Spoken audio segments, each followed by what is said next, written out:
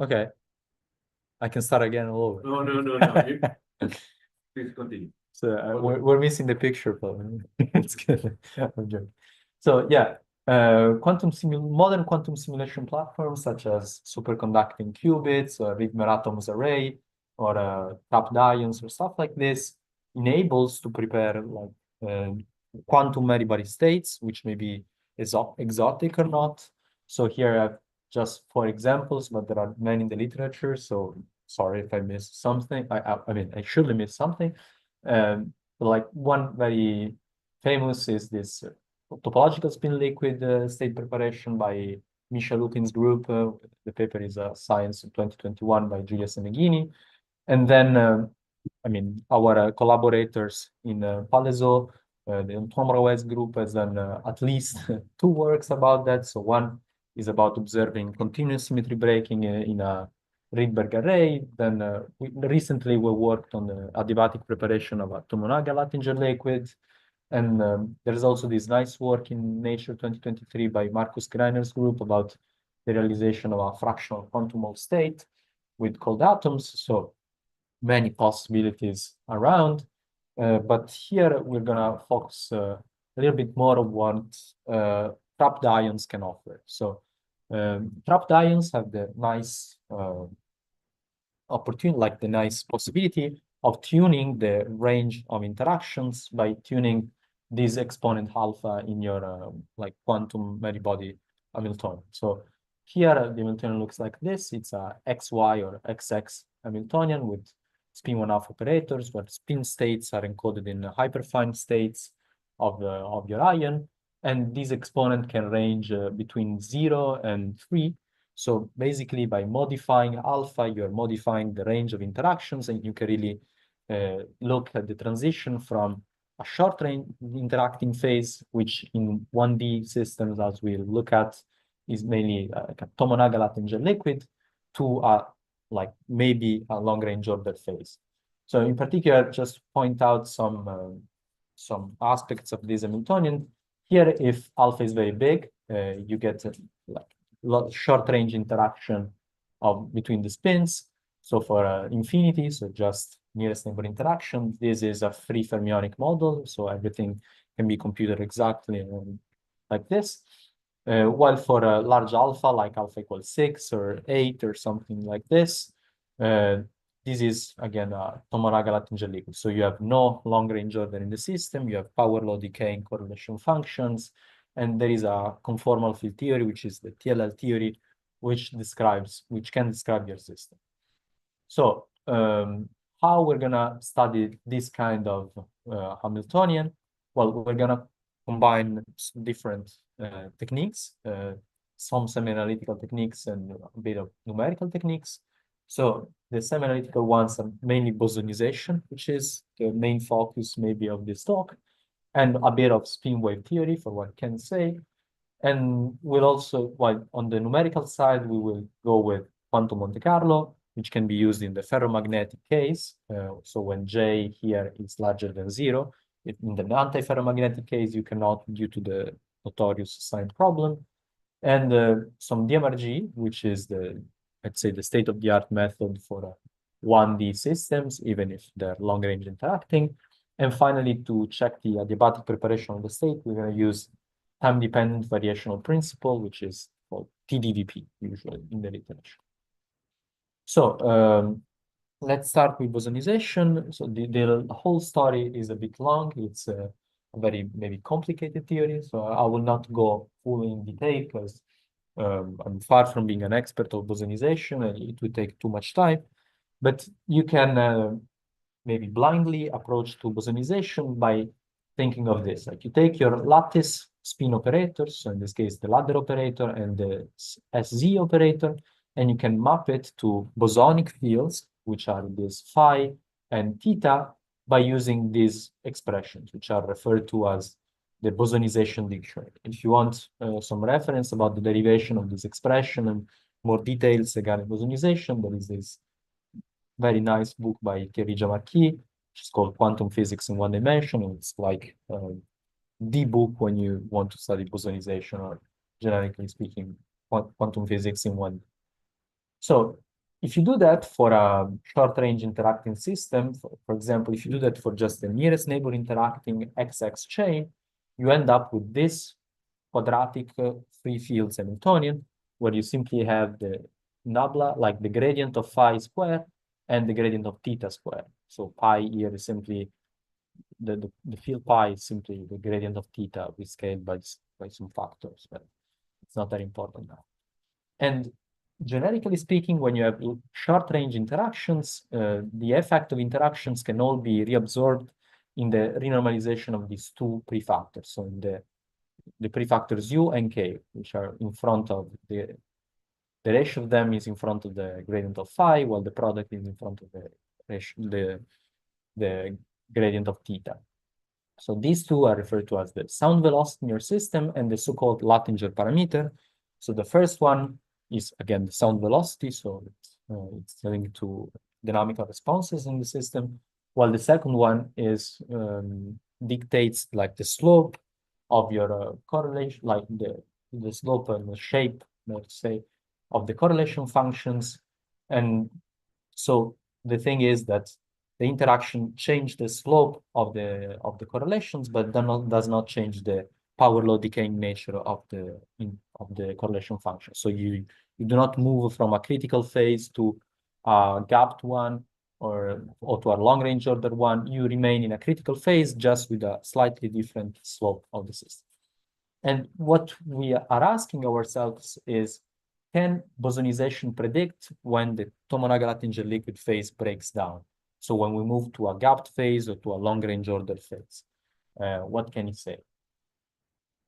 So in order to do so, what you should do is to take the long-range part of your Hamiltonian. So you separate the nearest neighbor part from your Hamiltonian. So you take h equal the nearest neighbor part plus h prime. You take this h prime and you map that to the bosonic fields by using this bosonization dictionary. And if you do that, you end up with this funny long-range term, which was already derived in this PRL of 2017 by Maghrebi et al. And they did a similar study for the ferromagnetic case, just with some different techniques. But I'll come to that in the following. But the point is now that we want to treat this term and to get some meaningful prediction for the phase transitions, both in the ferromagnetic case and in the antiferromagnetic one. So I forgot to say that, but if you have any questions, please feel free to interrupt me at any time. So the first idea to treat this term is that maybe it's a bachelor's idea, is to take this cosine, where you have the difference of theta field evaluated at two different points. You expand these theta fields in Taylor series so that it basically becomes L times the gradient of theta, and then you can expand the cosine. And if you do that, you end up with something like this. So you have J lambda, which is simply a prefactor dictated by the bosonization dictionary. And then you have the sum from L equal 2 to some L0, L naught, which can be sent to infinity, of sine of the interaction to the power of L, divided by L to the alpha minus 2, where alpha is again the exponent which dictates the range of interactions. And this thing modifies the product between U and K, so that now the ratio between K is still fixed, while the product is not.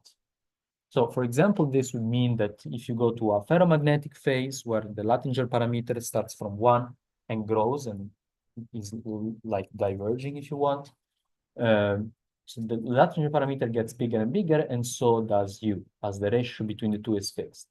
Which means that in a realistic situation, for example, you're getting longer and longer range interactions, and so it means that the sound velocity is growing, so that if you perturb your system, if you want, the signal travels faster and faster.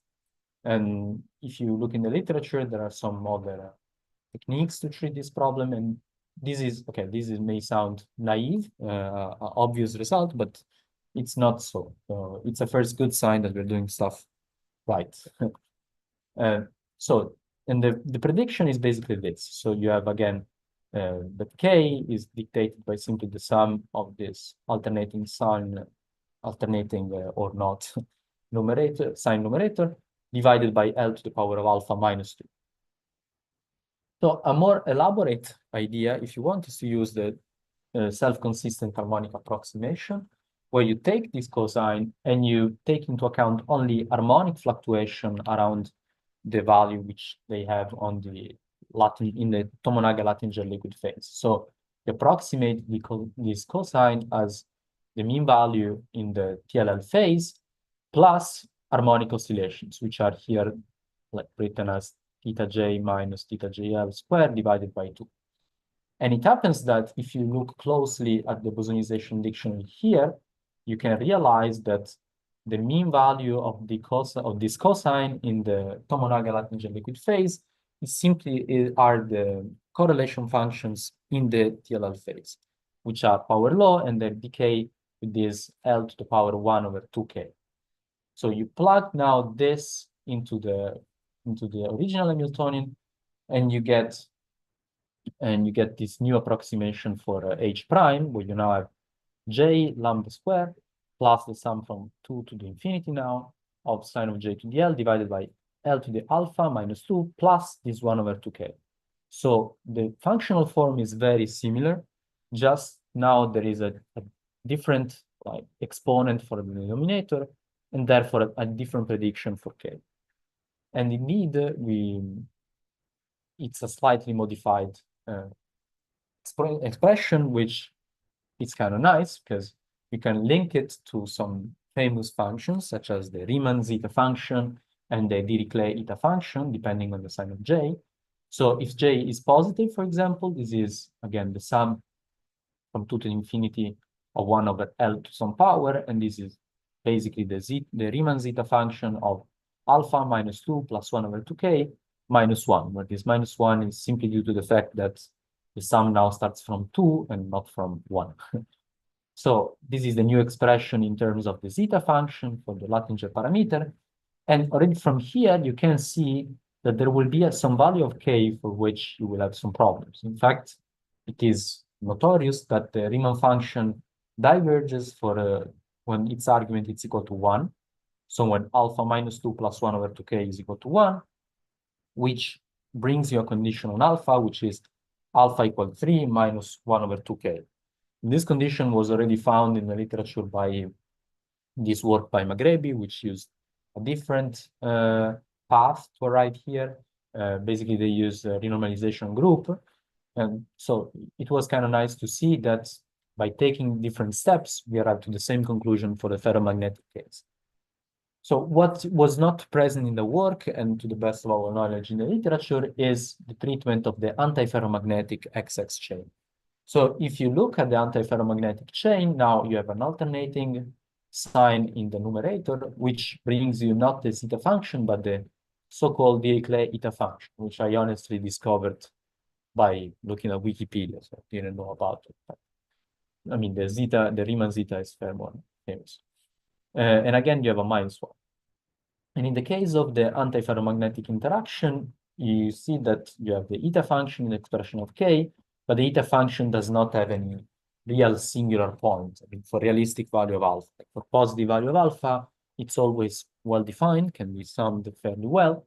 So what we expect is that the k parameter will go from 1, which is the value of just nearest neighbor interaction, will go down, as it is expected for antiferromagnetic interaction, and eventually it will reach the value of 1 over 2, so 0.5, where we do expect a phase transition due to this other term, which I hid for like till now, which are the so-called Sine-Gordon terms. So when you do the mapping between the lattice Hamiltonian and the field Hamiltonian, all these cosines pop up.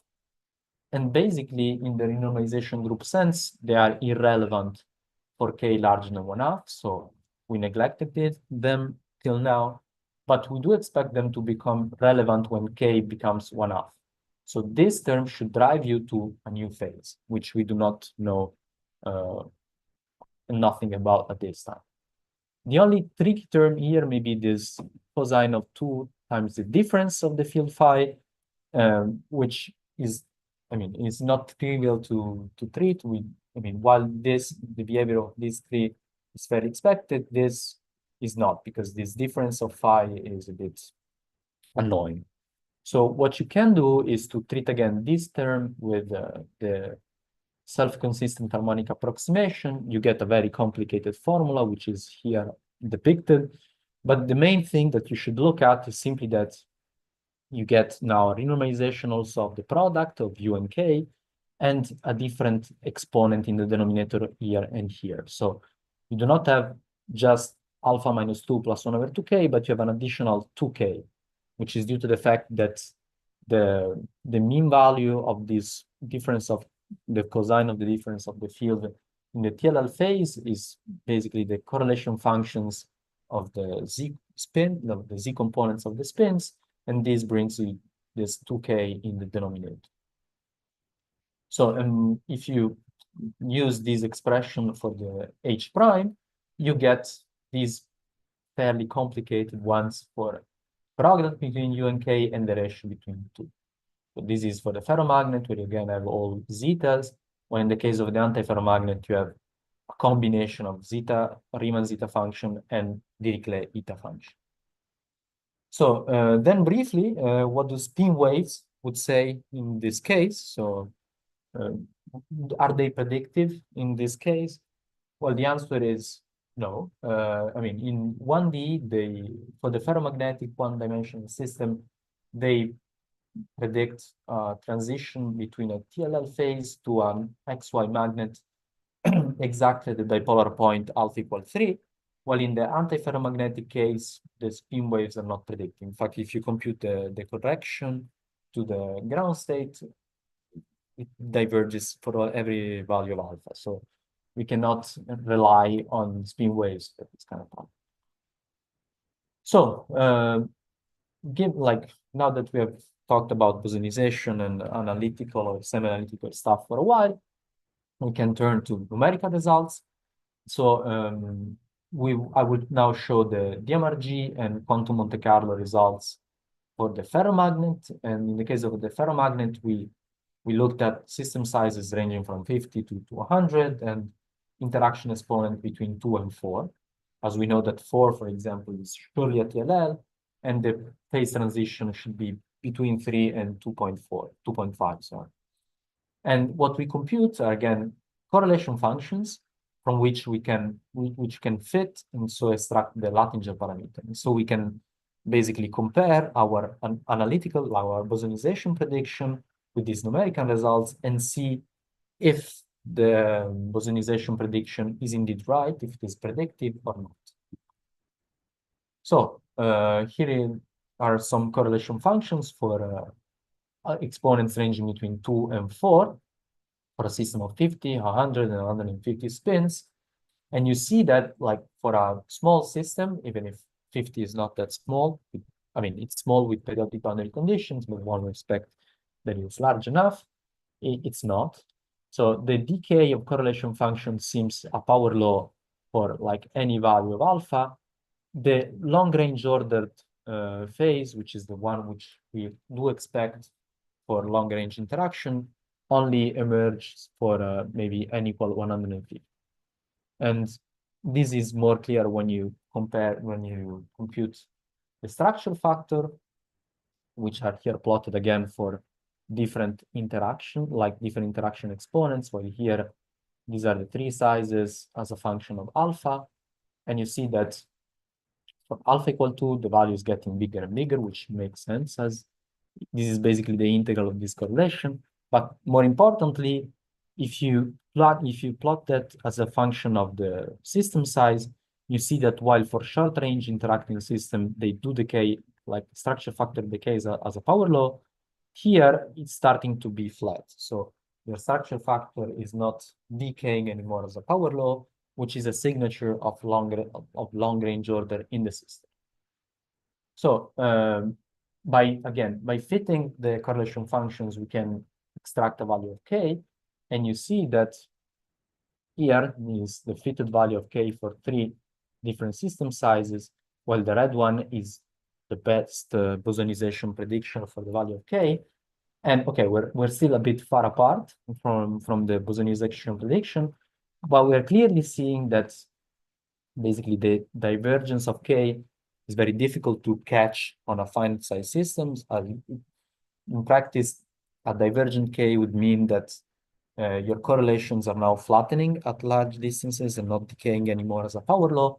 So we need very big system sizes. We're still computing with QMC, some bigger systems, 200 or 300 sites. But we're getting closer and closer to this prediction, which is that you should move from a TLL phase to a long-range order phase at approximately 2.8.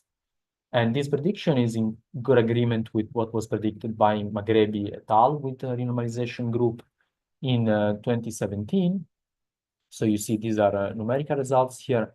They're plotting the central charge. So slightly different, but here they predicted the phase transition between the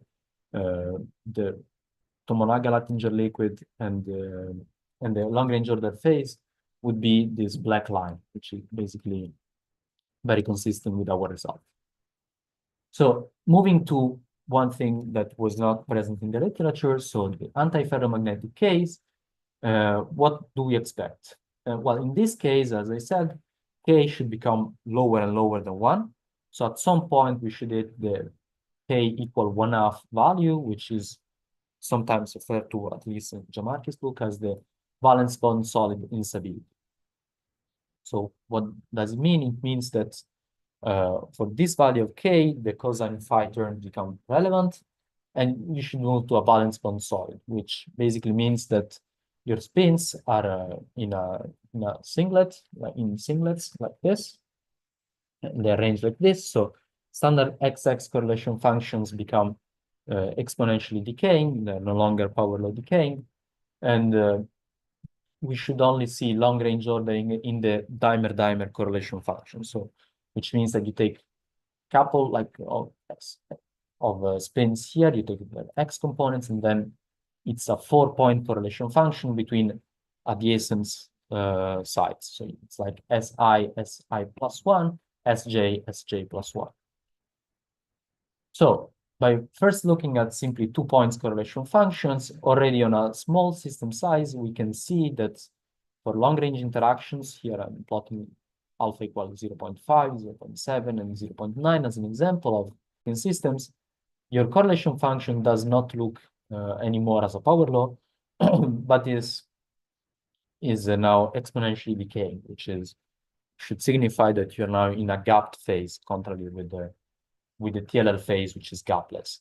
So the bigger the system size, the better you can see this. For example, on 150 sites for alpha equals 0.5, you can clearly see the exponential character of these correlations, while the fit as a power law would be this line over here. So you cannot fit this behavior with a power law.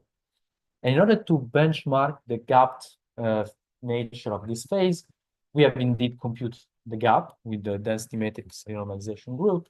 So basically, you compute the ground state, then you try to compute the first excited state by minimizing at the same time the energy and the overlap with the ground state. And you see that while for a short range case as alpha equal 4, the gap decays as 1 over L. In the BBS phase, it's not decaying so clearly. We have large error bars because this computation is very tough. So I would not say that this is predictive. It's just interesting that we have a clearly different behavior between the two. But if you maybe look at the entanglement entropy growth, which is very easy with MPS, you see that for a short range interacting case, it grows logarithmically in the system size, which is expected for a gapless phase in 1D, while the gapped phase, so the VBS phase, that like the entanglement entropy does not scale with the system size. So you increase, the size of the partition of your chain, and the entanglement entropy stays put, which is a huge signal, I would say, of a gapped phase. So finally, we looked at dimer-dimer correlations, which are the ones which I previously mentioned, so that you take a couple of spins and measure the correlation between these 4 spins and these 4 SX operators, and you see that there is an abrupt change around alpha equal 1. So for alpha equal 1.2, this decay has a power law, which is expected for a Luttinger liquid, while as soon as you move below 1, so for example, here we have alpha equals 0.8, this becomes long-range order. So staggering pattern, but which indeed does not decay as a power law. It flattens out, so the value stays put. Finally, from the correlations, from the XX correlation, we are able to compute a value of K, like to extract a value of K by fitting these correlations and to compare them with our bosonization prediction. So here, the light one, the light triangles are the naive Taylor expansion of the cosine, and we see that it's not very predictive, it's not very good, while the red squares represent our best bosonization prediction compared to the numerical results, which are the circles. So we see that, okay, maybe there is some slight offset between the two, but indeed we should hit the VBS instability, which is K equals 0.5, exactly at alpha equal 1, which is also confirmed by the dimer-dimer correlation functions.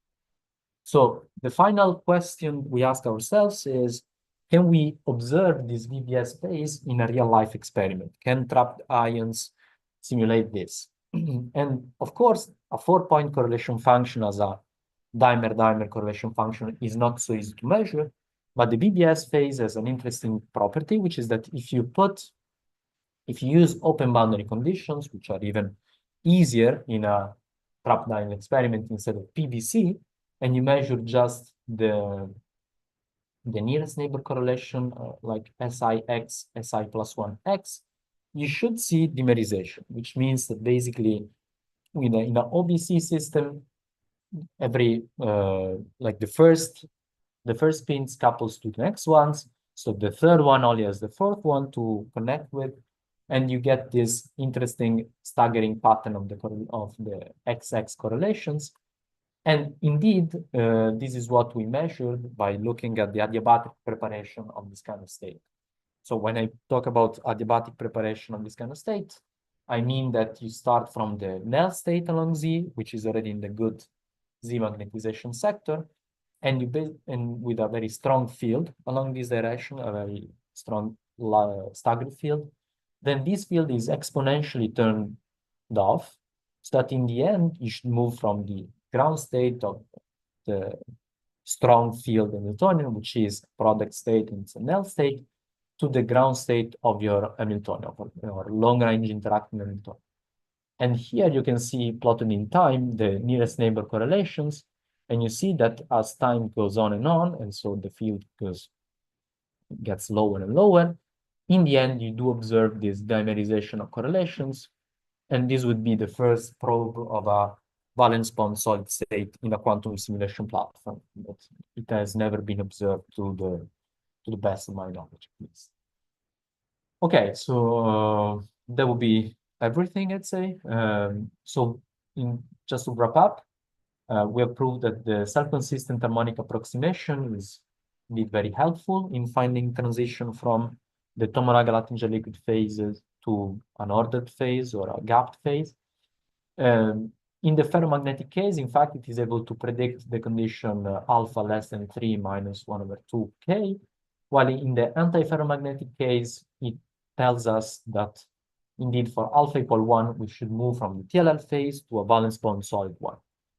And finally, we have seen that this transition could be probed in a real-life trapped ions experiment by looking at the dimerization of the correlations.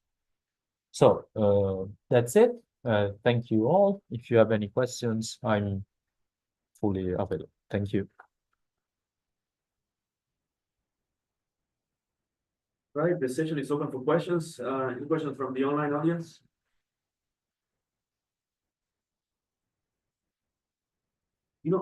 I have a question. So Yes. I'm worried about the applicability of bosonization in the regime where alpha is close to the phase transition because there's work showing that the excitation spectrum in that regime is highly non-linear.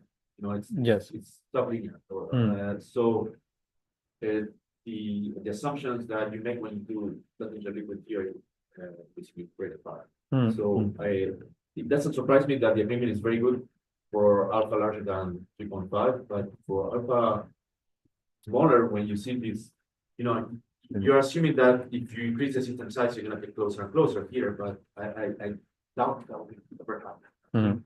Because you're saying that especially that it's just the theory will just fail. It doesn't describe the physics. Yeah, what we do expect is that it is predictive, like just before the transition to a phase which has nonlinear dispersion relation. So I know that spin waves say that as soon as you move from alpha equal 3, you get a dynamical exponent z, which is, I think, alpha minus 1 divided by 2. So already, I don't know, 2.9. This should not be predictive anymore. What we're seeing is that it is still linear, for example, at 2.9 and 2.8, and it becomes non-linear at this 2.83, which happens to be, I mean, should be the magical value. So what we do expect is that, okay, here, like at 2.5 will never be predictive, and that's it. But when I'm saying that it should go closer and closer, I mean that this line here, maybe will for the larger system will move like this, so that for alpha larger than the transition, so larger than 2.83, when the spectrum is still linear, it's still predictive. Then, of course, it becomes a pair approximation, and you get you're trying to fit in. I mean, naively, you're trying to fit in a power law decaying, like a long-range order correlation with a power law, which doesn't make much sense. So, indeed, it's true that you know, bosonization cannot tell you much, maybe on order phase, even if Edmond has some work about that will maybe publish someday, but I'm not. Even in the sort of the dispersion. That's well, the small k region is linear, right? For alpha equal, I don't know. Something.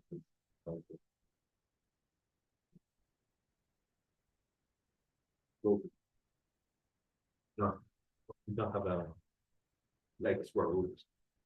For alpha large, like 4 or 5? No, for alpha large, it becomes more and more linear. Yeah. Okay. That's why I'm saying that doesn't surprise me that the agreement is very good for alpha large. At this point, like we've looked at some quench spectroscopy about not the structure factor exactly, but we still see linear behavior at least up to 3, 12 equal 3 for small k's. Then for large k's, I don't know. But bosonization only treat the small k modes. So the ferromagnetic case is interesting because I don't really know, because you have frustration, right? So yes. Yeah. May dispersion may remain close to linear.